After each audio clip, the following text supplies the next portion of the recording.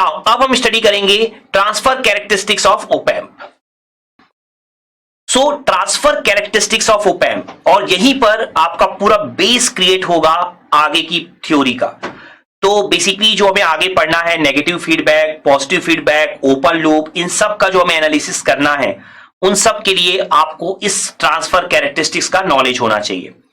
तो यहां पर सबसे पहले अगर मैं आउटपुट लिखूं ओपैम्प का, जो हम लोग प्रीवियस लेक्चर्स में भी स्टडी कर चुके हैं, तो हम क्या लिखते हैं output of op-amp? Gain into V2 minus V1, या सिंपली आप लिख सकते हैं गेन इंटू VD। ठीक है, तो ये हमारा होता है आउटपुट ऑफ ओपैम्प। तो यहां पर देखिए हम लोगों ने क्या स्टडी किया है कि आइडियल ओपैम्प के केस में जो गेन होता है आपका वो इन्फिनिटी होता है। और अगर मैं आइडियल ओपैम्प लेके चलता हूं, ठीक है, मैं यहां पर दो केसेस लेकर चलूंगा, एक होगा आइडियल और एक होगा प्रैक्टिकल। ठीक है, तो सबसे पहले अगर मैं आइडियल ओपैम्प लेकर चलूं, केस 1 आइडियल ओपैम्प, तो आइडियल ओपैम्प के केस में चूंकि आपका गेन इन्फिनिटी होता है, इसलिए जो V0 है आपका वो क्या इन्फिनिटी होगा। देखने से भी आपको लग रहा होगा कि V0 इन्फिनिटी होगा, लेकिन ऐसा नहीं है। तो यहां पर अब आपको कुछ कंसेप्ट भी समझने होंगे। तो देखिए, कोई भी जो आउटपुट है ना, वो डीसी सप्लाई से ज्यादा नहीं हो सकता, यह आपको हमेशा क्लियर रखना है। तो यहां पर मैं आपके लिए एक सिंबल भी बना देता हूं ओपैम्प का, साइड में बिल्कुल छोटा सा सिंबल हम ड्रॉ कर लेते हैं ताकि क्लियरिटी बनी रहे। तो यहां पर माइनस प्लस V1 V2 और V0। तो कोई भी जो आपका ओपैम्प है जिसमें हम लोगों ने स्टडी कर रखा है कि आप 4 इनपुट देते हैं, VCC माइनस VCC V1 और V2, और एक आउटपुट लेते हैं V0। तो देखिए, जो आप डीसी सप्लाई देते हैं ना, डीसी बायसिंग सप्लाई, VCC और minus VCC, basically minus VCC VCC का ही माइनस आप कर रहे हैं। तो अगर VCC 10 वोल्ट है तो माइनस VCC माइनस 10 वोल्ट होगा।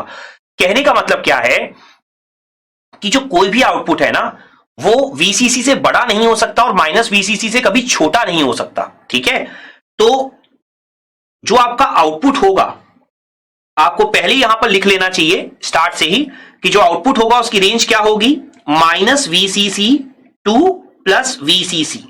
ये आपको हमेशा क्लियरिटी होनी चाहिए आउटपुट के बारे में। तो यहां पर जो कि आउटपुट हमारा माइनस VCC से सिर्फ प्लस VCC हो सकता है, तो अगर आप गेन की वैल्यू इन्फिनिटी लेते हैं, गेन की वैल्यू अगर आप इन्फिनिटी लेते हैं, तो जो आपका आउटपुट है वो या तो प्लस VCC होगा या तो माइनस VCC। तो वो कैसे डिसाइड करेंगे हम लोग? तो यहां पर देखिए एक बहुत ही इंपॉर्टेंट पॉइंट निकल कर आएगा, इसको मैं पॉइंट नंबर 1 दे रहा हूं। तो पॉइंट नंबर यहां पर 1, ठीक है, तो पॉइंट नंबर 1 क्या है यहां पर कि अगर आपका जो VD है वो पॉजिटिव है, VD पॉजिटिव है एंड गेन आपका इन्फिनिटी है, ठीक है, तो जो आपका आउटपुट है V0 वो हो जाएगा आपका प्लस VCC।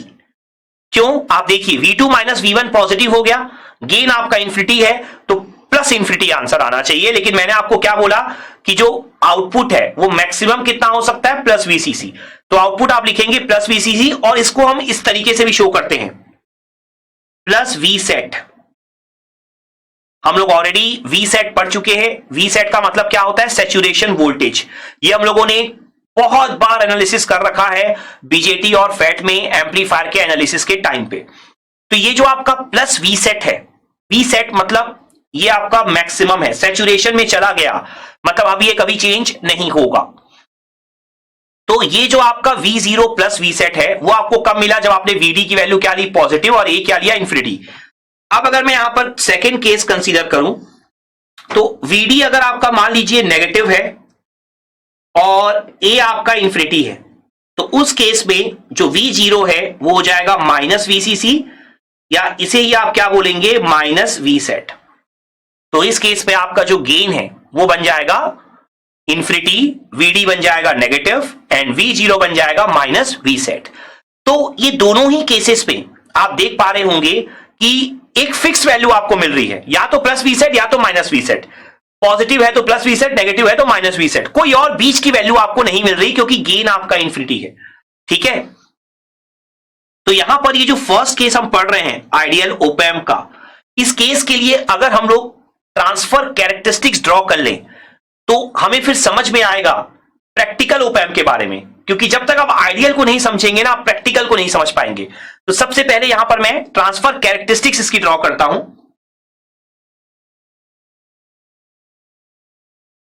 तो यहां पर जो आपकी ट्रांसफर कैरेक्टरिस्टिक्स होती है वो होती है प्लस वी सेट और होती है माइनस वी सेट।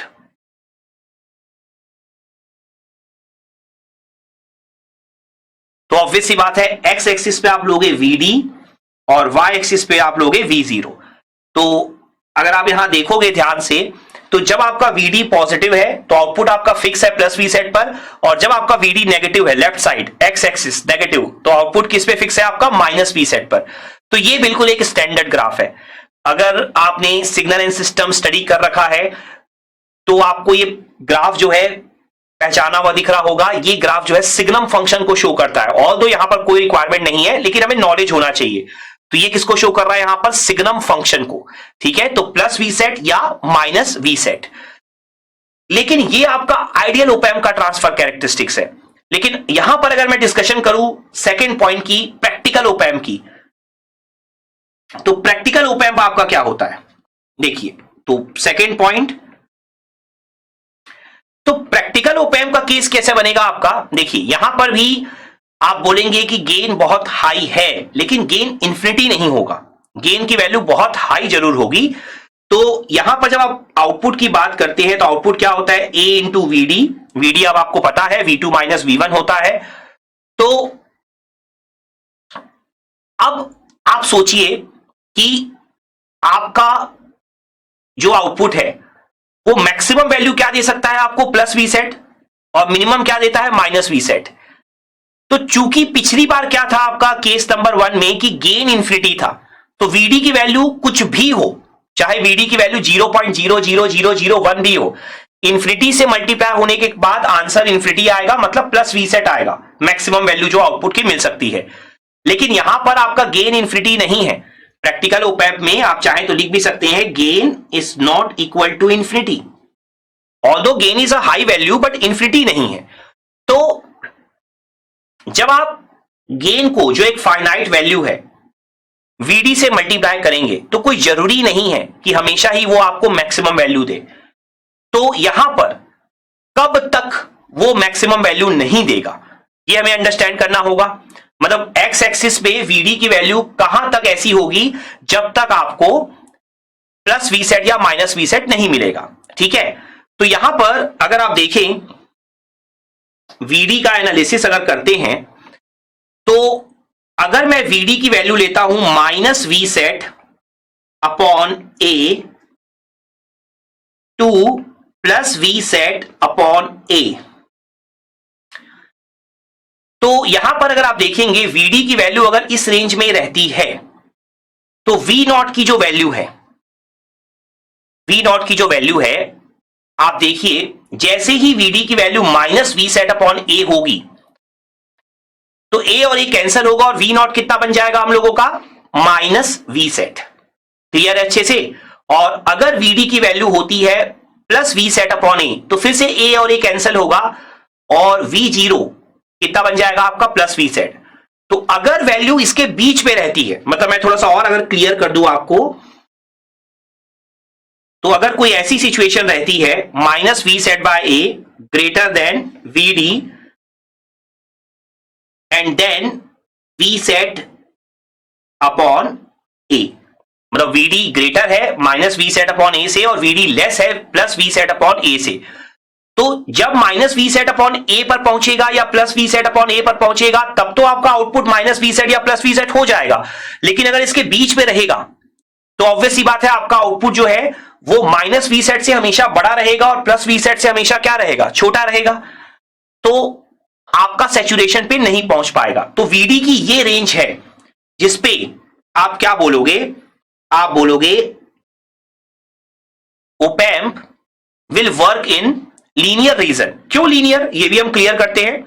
देखिए अगर इस ग्राफ को देखोगे V0 is equal to A V D, तो आप देखो ये जो ग्राफ आप बनाते हो, V0 को लेते हो y एक्सिस में, VD को लेते हो x एक्सिस में, तो ये जो आप ग्राफ बना रहे हो, यहां पर गेन तो कांस्टेंट मिलता है आपको, गेन तो कोई भी एक फिक्स वैल्यू होगी, चाहे इंफिनिटी हो, चाहे 100 हो, चाहे 1000 हो।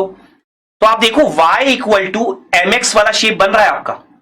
y इक्वल टू mx मतलब क्या होता है? लीनियर ग्राफ, ठीक है ना। यहां पर मैं आपके लिए रफ में लिख देता हूं, जो y इक्वल टू mx होता है हमारा, ये आपका क्या शो करता है? लीनियर ग्राफ शो करता है हम लोगों का, ठीक है। तो y इक्वल टू mx वाला सिचुएशन आपका यहां पर क्रिएट हो रहा है। ये जो v0 इक्वल टू avd है, ये पर कब क्रिएट होगा? लीनियर मतलब ऐसा बनता है ना, तो ये कब क्रिएट होगा? जब तक वो प्लस वी सेट या माइनस वी सेट ना पहुंचे, क्योंकि अगर वो एक बार प्लस वी सेट या एक बार माइनस वी सेट पे कांस्टेंट हो गया, तब तो वो लीनियर नहीं रहेगा। लेकिन जो ये रेंज है आपकी, इस रेंज में आपका कैसा ग्राफ बनने वाला है? आपका ग्राफ बनने वाला है लीनियर, ठीक है। तो आप क्या बोलोगे? ओपैम्प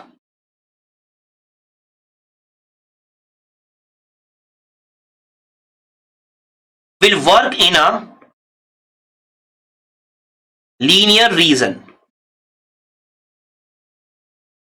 ठीक है।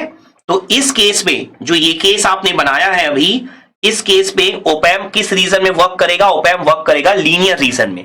लेकिन जैसे ही आप आगे जाकर VD की वैल्यू ग्रेटर ले लो और इक्वल ले लो V सेट अपॉन A से, या VD की वैल्यू लेस ले लो या इक्वल ले लो minus V sat upon A से, तो आप इस केस पे अब क्या लिखोगे? इस केस पे अब आप लिखोगे कि op-amp will work in a saturation region, ठीक है। तो ओपैम्प इस केस में कैसे वर्क करेगा? सैचुरेशन रीजन में वर्क करेगा। क्योंकि एक बार आपको समझना होगा, क्योंकि ये चीजें हम लोग पहले भी बहुत बार पढ़ चुके हैं, कि अगर एक बार आपका कैरेक्टरिस्टिक सैचुरेशन रीजन में गया, मतलब एक बार अगर आपका आउटपुट कांस्टेंट हो गया मैक्सिमम वैल्यू पर, तो फिर वो कांस्टेंट ही रहेगा मैक्सिमम वैल्यू पर। तो अगर आपका आउटपुट प्लस वी सेट या माइनस वी सेट पर पहुंचता है VD की किसी पर्टिकुलर वैल्यू के लिए, तो उसके बाद VD की वैल्यू अगर आप इंक्रीज करें या नेगेटिव साइड उसकी वैल्यू डिक्रीज करें, वो हमेशा किस पे रहेगा? प्लस वी सेट या माइनस वी सेट पर। लेकिन जब तक आप इस रेंज में रहोगे, minus V sat upon A से लेकर plus V sat upon A तक, ठीक है, तो उस रेंज में आपका कैसे वर्क करेगा? लीनियर ग्राफ आपका बनेगा, ठीक है। उस केस पे आपका आउटपुट लगातार पॉजिटिव साइड देखोगे तो इंक्रीज होगा, इंक्रीज होता होता होता क्या हो जाएगा? फिर वो प्लस वी सेट पे कांस्टेंट हो जाएगा। वैसे ही आप नेगेटिव साइड भी एनालिसिस कर सकते हो। तो यहां पर अब मैं आपको ग्राफ ड्रॉ करके दिखाता हूं, फिर हम कुछ बहुत इंपॉर्टेंट कंक्लूजन भी डिराइव करेंगे उस ग्राफ से। तो इस ग्राफ में जो सबसे इंपॉर्टेंट आपका बाउंड्री होगी, आप बोल सकते हो, वो 2 पॉइंट होंगे, minus V sat upon AOL, या A बोल लीजिए आप, plus V sat upon A। तो यहां पर आप सबसे पहले ये 2 पॉइंट्स लोकेट कर दीजिए VD के, minus V sat upon A to plus V sat upon A, ठीक है। इस पॉइंट्स तक आपका जो ग्राफ है वो क्या होगा? लीनियर होगा। तो आप लीनियर ग्राफ ड्रॉ कर दीजिए यहां पर, ठीक है। तो आपका ग्राफ यहां पर लीनियर ड्रॉ हो जाएगा इन दोनों पॉइंट्स तक VD की इस वैल्यूज के लिए। तो VD की वैल्यू जब minus V sat upon A से बड़ी होगी और plus V sat upon A से छोटी होगी, तब तक आपका आउटपुट जो है वो प्लस वी सेट तक नहीं पहुंच पाएगा। कहने का मतलब है धीरे धीरे करके देखो, minus V sat upon A से धीरे धीरे करके आपका आउटपुट इंक्रीज हो रहा है, यहां तक पहुंचा, और उसके बाद वो उसकी वैल्यू जो है वो कहां पर पहुंच गई? आउटपुट की जो वैल्यू है वो पहुंच गई आपकी प्लस वी सेट पर। और अभी भी वो इंक्रीज हो सकता है, ऐसा नहीं है। देखिए, अगर आप मैथमेटिकली देखेंगे, प्रैक्टिकली मत सोचिए, मैथमेटिकली सिर्फ ग्राफ के अकॉर्डिंग सोचिए, तो y इक्वल टू mx का ही ग्राफ है, लीनियर ग्राफ ही है, तो वो तो लगातार इंक्रीज होता जाएगा। लेकिन प्रॉब्लम क्या है ना, कि कोई भी जो ओपैम्प है उसका आउटपुट प्लस VCC से ज्यादा बढ़ ही नहीं सकता है, वो उसकी मैक्सिमम लिमिट है। तो वो वैसे देखोगे तो लगातार इंक्रीज होगा, लेकिन चूंकि प्लस वी सेट उसकी मैक्सिमम लिमिट है, तो फिर उसके बाद आप VD की वैल्यू जितनी बढ़ाते जाओ, मतलब इनपुट को आप जितना भी बढ़ाते जाओ, आउटपुट नहीं बढ़ेगा। तो इसलिए चूंकि आप इनपुट को बढ़ाते जा रहे हो, आउटपुट बढ़ नहीं रहा है, तो वो आपका क्या हो जाएगा, इसी पर कांस्टेंट हो जाएगा। तो ये आपका ग्राफ बन जाएगा, सेम नेगेटिव साइड। क्लियर अच्छे से? तो ये जो आपने अब ग्राफ ड्रॉ किया है, तो इसमें यहां पर आप फिर से शो कर सकते हो, ये आपका कौन सा रीजन होगा, ये आपका है लीनियर रीजन, ये वाला, और ये रीजन कौन सा है आपका, सैचुरेशन।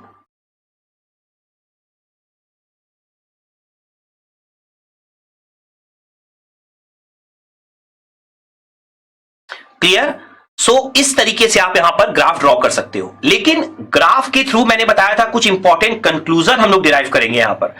तो ध्यान से अब देखिए, वीडी जब बहुत छोटी वैल्यू होगी तभी आपको लीनियर रीजन मिलेगा। क्यों? देखिए मैंने आपको क्या बोला, मैंने आपको बोला कि जो प्रैक्टिकल ओप एम्प होता है उसका गेन जो होता है वो इंफिनिटी नहीं होता, लेकिन होता बहुत बड़ी वैल्यू है। ठीक है? तो चूंकि गेन आपका होता बहुत बड़ी वैल्यू है, तो वीडी जब बहुत ज्यादा छोटी वैल्यू होगी ना, तभी तो गेन एक बहुत बड़ी वैल्यू को मल्टीप्लाई करने के बावजूद भी वो प्लस वी सेट तक नहीं पहुंच पाएगा या माइनस वी सेट तक नहीं पहुंच पाएगा। तो वीडी जब बहुत छोटा होगा तभी वो कैसे वर्क करेगा, लीनियर रीजन में। और अगर आप देखें भी ना तो वी सेट जो है वीसीसी की वैल्यू क्या होती है, 12 वोल्ट 15 वोल्ट इसी रेंज में होती है, और ए जो है बहुत हाई वैल्यू है। तो वी सेट अपॉन जो ए है वो एक बहुत ही छोटी वैल्यू होगी। तो minus V sat upon A और plus V sat upon A, negative side और पॉजिटिव साइड, बहुत ही छोटी वैल्यू है। तो जब आपका VD, when VD is very small value, then op amp will work in a linear region.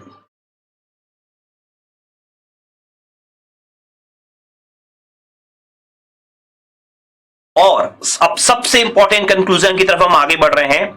तो ये जो वीडी की वेरी स्मॉल वैल्यू है, या op amp लीनियर रीजन में कब वर्क करता है, तो op amp will work in a linear region in case of negative feedback. तो op amp आपका लीनियर रीजन में तभी वर्क करता है जब आप नेगेटिव फीडबैक पर op amp को ऑपरेट करवाते हो। तो यहां पर चूंकि लीनियर रीजन में वीडी बहुत ज्यादा छोटी वैल्यू होती है, और वीडी आपका है क्या, वीडी अगर मैं फिर से यहां पर op amp का छोटा सा सिंबल आपके लिए ड्रॉ कर दूं, तो आप देखिए ये हो गया आपका V1, ये हो गया आपका V2। तो यहां पर जो हमारा VD होता है वो क्या होता है, V2 माइनस V1। और जैसा अभी हमने समझा है, ऑल्दो हम नेगेटिव फीडबैक पॉजिटिव फीडबैक बहुत डिटेल में आगे जाके स्टडी करने वाले हैं, लेकिन ट्रांसफर कैरेक्टरिस्टिक्स हम रिलेट कराने की कोशिश कर रहे हैं। तो जैसा अभी तक हमने समझा है कि op amp लीनियर रीजन में नेगेटिव फीडबैक में ही वर्क करता है, तो चूंकि लीनियर रीजन में VD बहुत ज्यादा स्मॉल होता है, VD अप्रोक्सीमेटली टेंड्स टू 0 होता है, वेरी वेरी स्मॉल वैल्यू होती है, तो लीनियर रीजन में, या आप बोल सकते हैं अब नेगेटिव फीडबैक में, V1 जो है वो अप्रोक्सीमेटली इक्वल टू होता है V2 के। और ये बहुत इंपॉर्टेंट कंक्लूजन होगा आपके लिए आगे की स्टडी के लिए, स्पेशली जब आप नेगेटिव फीडबैक स्टडी करेंगे। तो यहां पर आप लिख सकते हैं, in case of negative feedback, voltage at inverting and non-inverting terminals are same, and this concept is called virtual grounding. तो वर्चुअल ग्राउंडिंग इस कंसेप्ट को कहते हैं, ये तो आपको माइंड में रखना है, ये एक थ्योरिकल पॉइंट है, लेकिन जो इंपॉर्टेंट पॉइंट है ना, ये हमेशा माइंड में रखना है कि जो V1 V2 होंगे, मतलब जो आपके नेगेटिव टर्मिनल पे जो वोल्टेज होगा और पॉजिटिव टर्मिनल पे जो वोल्टेज होगा, देखिए नाम कोई भी आप यूज कर सकते हैं, उसमें कोई प्रॉब्लम नहीं है, लेकिन आपको ये ध्यान रखना है कि ये दोनों वोल्टेज हमेशा सेम होंगे जब आप यूज करेंगे नेगेटिव फीडबैक। क्लियर अच्छे से? नाउ यहां पर अब सेकेंड कंक्लूजन की तरफ आगे बढ़ते हैं हम लोग। वापस से हम ग्राफ में आते हैं। देखिए हमने पहला कंक्लूजन क्या दिया, when VD is very small then op amp will work in a linear region. तो जैसा आप ग्राफ में देख सकते हैं कि जब Vset अपॉन ए से Vd जब बड़ी वैल्यू होती है, मतलब जब Vd एक हाई वैल्यू होगी, कोई भी हाई वैल्यू होगी पॉजिटिव साइड, तो ओपैम्प कैसे वर्क कर रहा है, सैचुरेशन में।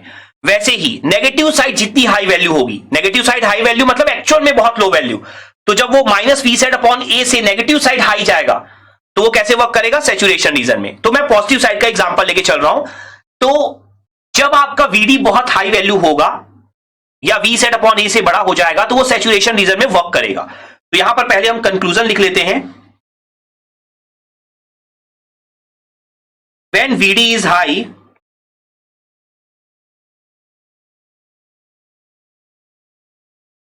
then op-amp will work in a saturation region।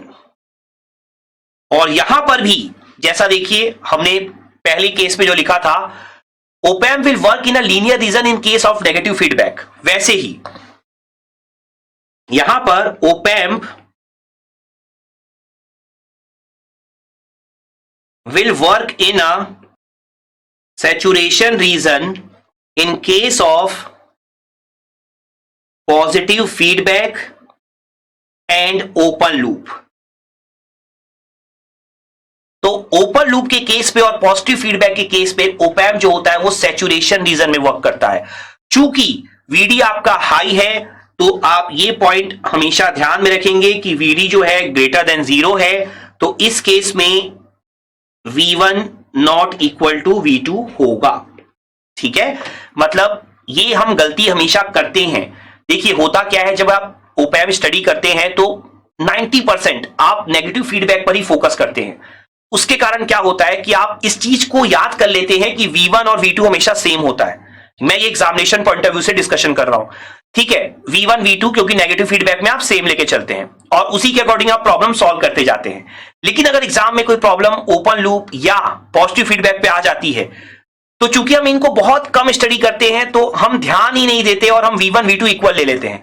तो इस पॉइंट पे आप बहुत ज्यादा ध्यान दीजिएगा कि पॉजिटिव फीडबैक और ओपन लूप पे V1 V2 इक्वल कभी नहीं होते हैं, वो सिर्फ और सिर्फ नेगेटिव फीडबैक में इक्वल होते हैं। और उसी कंसेप्ट को हम क्या कहते हैं, वर्चुअल ग्राउंडिंग कहते हैं। तो आई होप आपको ये कंसेप्ट यहां पर बहुत अच्छे से क्लियर हो गया होगा। पूरा का पूरा ट्रांसफर कैरेक्टरिस्टिक्स आइडियल केस पे और प्रैक्टिकल केस पे भी आपको यहां पर बहुत अच्छे से समझ में आ गया होगा। एंड आई होप ये जो सेकंड लर्निंग आउटकम है, ट्रांसफर कैरेक्टरिस्टिक्स ऑफ ओपैम्प, ये भी आपने यहां पर बहुत अच्छे से अचीव कर लिया होगा। Let's have a quick knowledge check.